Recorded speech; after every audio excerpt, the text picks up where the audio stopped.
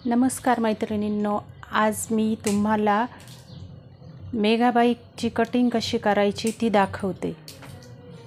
बऱ्याचशा जणी काय करत्या, मेघाबाईची कटिंग करायला डबलची बाई म्हणजे अशी बाई टाकत्या, अशी सरळ याच्यामध्ये अशी बाई टाकता आणि मेघाबाई कटिंग करत्या अशा पद्धतीने। अशी बाई कटिंग करत्या तर त्या बाईला कोणा पडत नाही इथे।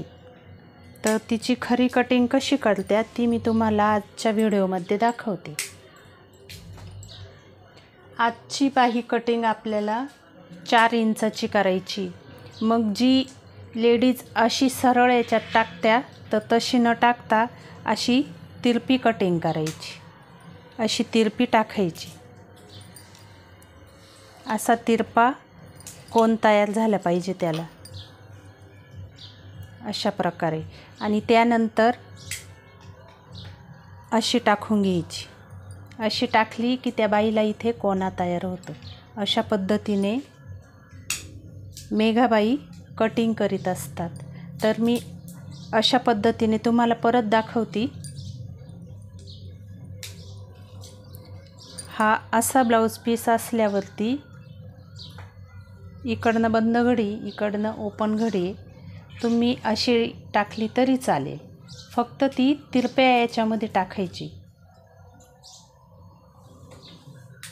अशी तिरपी टाकली की परत तिचा असा कोन तयार करायचा इथे।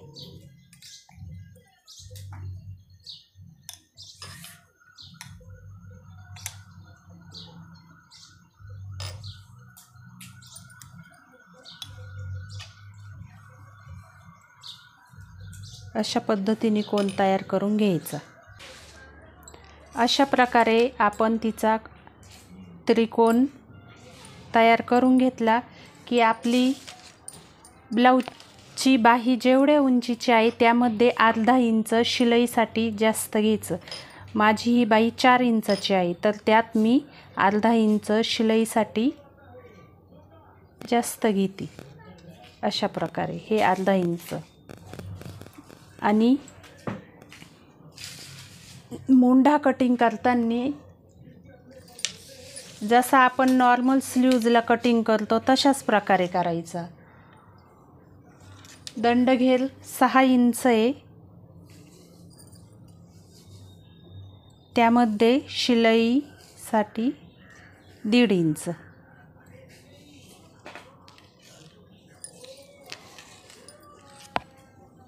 चार इंच आहे तर हे झालं 4.5 इंच, त्यामध्ये 2.5 इंचावरती मी मार्किंग करते। अशा प्रकारे इथे 2.5 इंच। मी 32ची छाती आहे, तिचा चौथा 8 इंच, त्यामध्ये 1 इंच मिळून 9 इंच। अशा प्रकारे हे 9 इंच।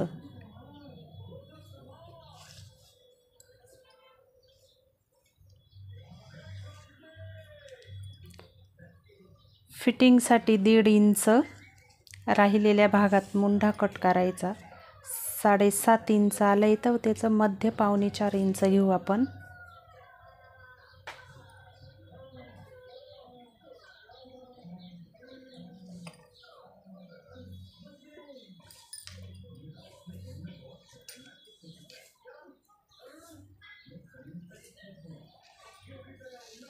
अशा प्रकारे ही बाही कटिंग करून घ्यायची।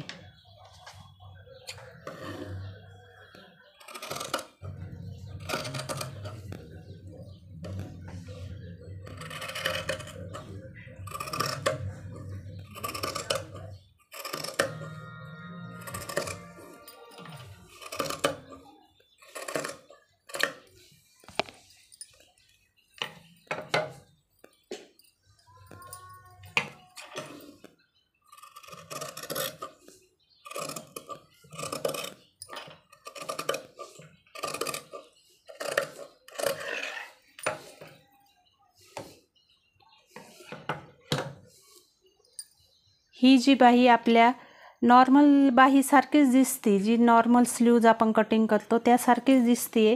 फक्त हिला कोना पडण्यासाठी आपण जी तिरपी कटिंग टाकली आहे. आपण स्टिच केल्यानंतर तिला इथे कोना तयार होतो. ही झाली आपली मेघाबाईची कटिंग.